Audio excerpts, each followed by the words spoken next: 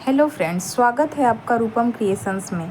आज की कहानी का नाम है पराया नहीं अपनापन। नंदिनी अपने 5 साल के बेटे आरव का हाथ थामे नए घर की चौखट पर खड़ी थी। उसके चेहरे पर मुस्कान थी, लेकिन आंखों में डर साफ दिखाई दे रहा था। पहली शादी के कुछ साल बाद सड़क दुर्घटना में उसके पति की मौत हो गई थी। तब से उसने अकेले ही अपने बेटे को पालकर बड़ा किया था। रिश्तेदारों के कहने पर उसने दूसरी शादी के लिए हाँ की थी। आदित्य ने शादी से पहले साफ कहा था कि वह नंदिनी के साथ साथ उसके बेटे को भी अपनाएगा। यही भरोसा नंदिनी की सबसे बड़ी ताकत बना था। गृह प्रवेश के बाद सब रस्में पूरी हुई। आरव चुपचाप अपनी माँ का हाथ पकड़े सबको देख रहा था। तभी आदित्य की माँ सावित्री बोली, बहू तुम अपने कमरे में चली जाओ, लेकिन बच्चे को यहीं रहने दो। नंदिनी घबरा गई और बोली, माँ जी, यह मेरे बिना कहीं नहीं रहता। तभी बड़ी बहू कविता ने ताना मारते हुए कहा, यह घर कोई सराय नहीं है जहाँ कोई भी आकर अपने बच्चे को लेकर बस जाए। आदित्य ने बीच में कहा, भाभी, शादी से पहले मैंने सबको बताया था कि आरव भी हमारे साथ रहेगा। सावित्री देवी ने गुस्से में कहा, हमने सोचा था कुछ दिन बाद तुम खुद समझ जाओगे। बहू को अपनाना अलग बात है, लेकिन किसी और के बच्चे की जिम्मेदारी उठाना अलग बात है। यह सुनकर नंदिनी की आंखों में आंसू भर आए। उसने हाथ जोड़कर कहा, माँ जी, यह बच्चा मेरा सब कुछ है, इसे मुझसे अलग मत कीजिए। लेकिन किसी का दिल नहीं पसीजा। रात को खाने की मेज पर भी आरव को अलग बैठा दिया गया। छोटा सा बच्चा चुपचाप अपनी थाली देखता रहा। आदित्य ने उसे अपने पास बिठा लिया तो सावित्री देवी नाराज होकर उठ गई। अगले दिन से घर का माहौल बदल गया। कविता हर छोटी बात पर आरव को डांट देती। अगर वह गलती से कोई खिलौना इधर उधर छोड़ देता तो कहती, दूसरों के बच्चे ऐसे ही होते हैं, इन्हें कोई संस्कार नहीं होता। नंदिनी सब सुनकर भी चुप रहती, क्योंकि वह घर में लड़ाई नहीं चाहती थी। आरव धीरे धीरे सहमने लगा। पहले जो हर समय मुस्कुराता था, अब चुपचाप एक कोने में बैठा रहता। एक दिन उसने अपनी माँ से मासूमियत से पूछा, माँ, क्या मैं सच में इस घर का नहीं हूँ? यह सुनकर नंदिनी का दिल टूट गया। उसने बेटे को सीने से लगा लिया और बोली, बेटा, जहाँ माँ होती है वहीं बच्चे का घर होता है। लेकिन उसके अपने आंसू रुक नहीं रहे थे। उधर आदित्य भी सब देख रहा था। वह माँ को समझाने की कोशिश करता, लेकिन हर बार उसे यही जवाब मिलता, अगर बहू को रखना है तो रखो, लेकिन इस बच्चे से हमें कोई मतलब नहीं। आदित्य दो रिश्तों के बीच फंस गया था। एक तरफ उसकी माँ थी और दूसरी तरफ उसकी पत्नी और मासूम बच्चा। नंदिनी हर दिन भगवान से सिर्फ एक ही प्रार्थना करती थी कि उसके बेटे को कभी यह महसूस न हो कि वह किसी पर बोझ है। लेकिन हालात हर दिन और मुश्किल होते जा रहे थे। अगले कुछ दिनों तक नंदिनी ने हर हाल में घर का माहौल ठीक रखने की कोशिश की। वह सुबह सबसे पहले उठती, पूरे घर का काम करती, सास की दवाइयों का ध्यान रखती, रसोई संभालती और फिर आरव को अपने पास बैठाकर खाना खिलाती। लेकिन उसके हर काम में कोई न कोई कमी निकाल दी जाती। आरव अब पहले की तरह घर में इधर उधर नहीं घूमता था। वह चुपचाप अपने छोटे से बैग में रखी रंग भरने की किताब निकाल कर बैठ जाता। एक दिन आदित्य ऑफिस जाने लगा तो आरव धीरे से बोला, पापा, आप जल्दी आ जाना, आपके आने के बाद मुझे अच्छा लगता है। यह सुनकर आदित्य की आंखें भर आई। उसने आरव के सिर पर हाथ फेरते हुए कहा, मैं जल्दी आऊँगा बेटा। लेकिन यह बात सावित्री देवी को बिल्कुल पसंद नहीं आई। उन्होंने ताना मारते हुए कहा, 2 दिन में ही बाप बेटा बन गए।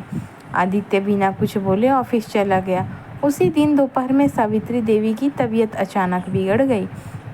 नंदिनी भागकर उनके लिए पानी लाई, दवा दी और डॉक्टर को बुलाने के लिए पड़ोसी को भेजा। आरव भी घबराकर अपनी छोटी बोतल में पानी भरकर दादी के पास ले आया और बोला, दादी, पानी पी लीजिए। लेकिन सावित्री देवी ने उसका हाथ झटक दिया।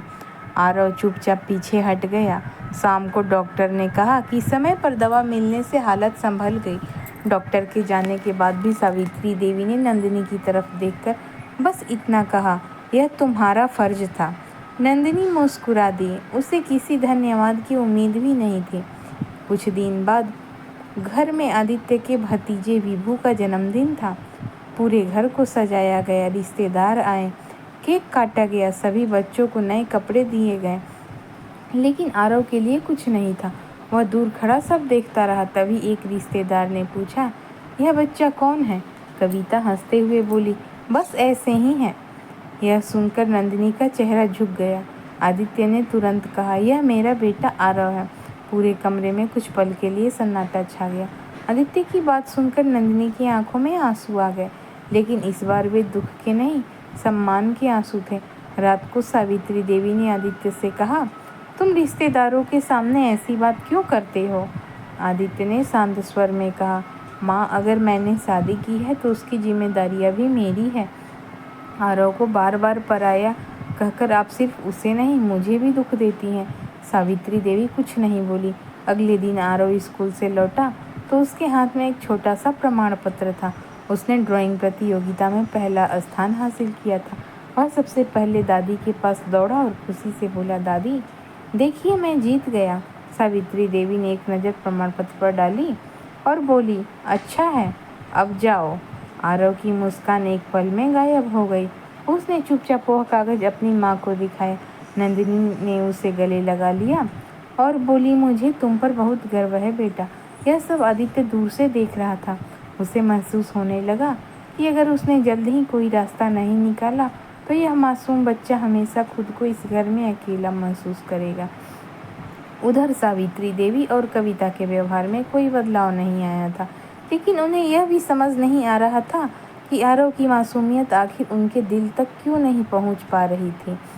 घर का माहौल बाहर से शांत था, लेकिन हर दिन रिश्तों की परीक्षा और कठिन होती जा रही थी।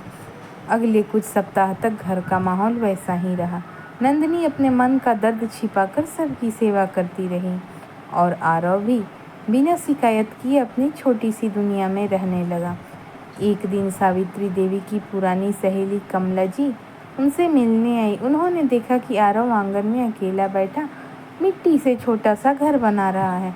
कमला जी उसके पास गई और प्यार से पूछने लगी, बेटा किसका घर बना रहे हो? आरव मुस्कुराकर बोला, अपना घर, जिसमें कोई मुझे बाहर जाने के लिए ना कहे। बच्चे की यह बात सुनकर कमला जी का दिल भर आया। उन्होंने सावित्री देवी से कहा, इतना मासूम बच्चा है, इसे अपनाने में कैसी परेशानी है? लेकिन सावित्री देवी ने फिर वही जवाब दिया, दिल से नहीं अपना पा रही हूँ। कमला जी ने मुस्कुराते हुए कहा, रिश्ते खून से नहीं, व्यवहार से बनते हैं। कभी इसे अपने पोते की तरह बुलाकर तो देखो। उस दिन सावित्री देवी कोई जवाब नहीं दी, लेकिन यह बात उनके मन में कहीं बैठ गई। कुछ दिन बाद नंदिनी को तेज बुखार हो गया। डॉक्टर ने आराम करने की सलाह दी। पूरे घर का काम रुक गया। कविता ने साफ कह दिया कि वह अकेले सब नहीं कर सकती। तभी आदित्य छुट्टी लेकर घर के काम में लग गया। आरव भी अपनी छोटी छोटी कोशिशों से माँ की मदद करने लगा। वह दादी के लिए पानी लाता, दवा लाता, पूजा की थाली रख देता और बिना कहे अपने खिलौने भी समेट देता। एक शाम सावित्री देवी बरामदे में बैठी थी। उनका चश्मा नीचे गिर गया। कमर दर्द की वजह से वह झुक नहीं पा रही थी। आरव दौड़कर आया, चश्मा उठाकर उनके हाथ में दिया और बोला, दादी ध्यान से, आपको चोट लग जाती।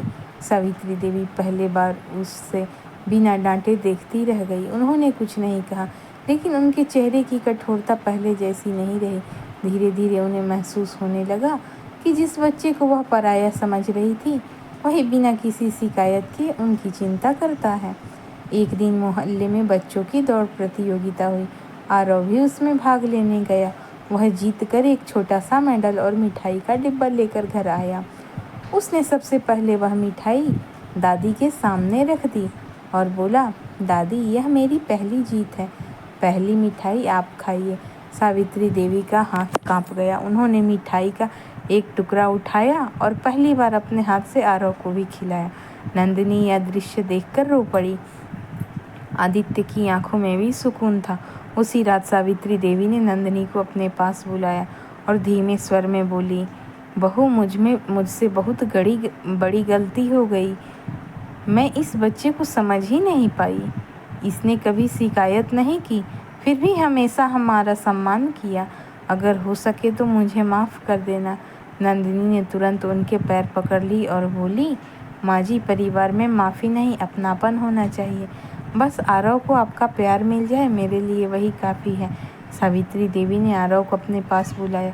वह डरते डरते आया। उन्होंने उसे सीने से लगा लिया और बोली, आज से तो इस घर का मेहमान नहीं, मेरा पोता है।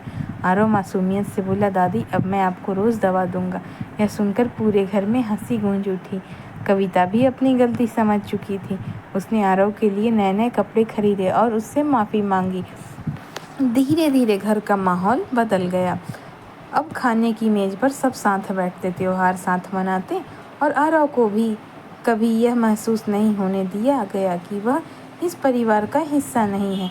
नंदिनी ने उस दिन भगवान का धन्यवाद किया, क्योंकि उसने कोई चमत्कार नहीं मांगा था, सिर्फ अपने बेटे के लिए थोड़ा सा अपनापन मांगा था और आखिरकार उसे वही मिला।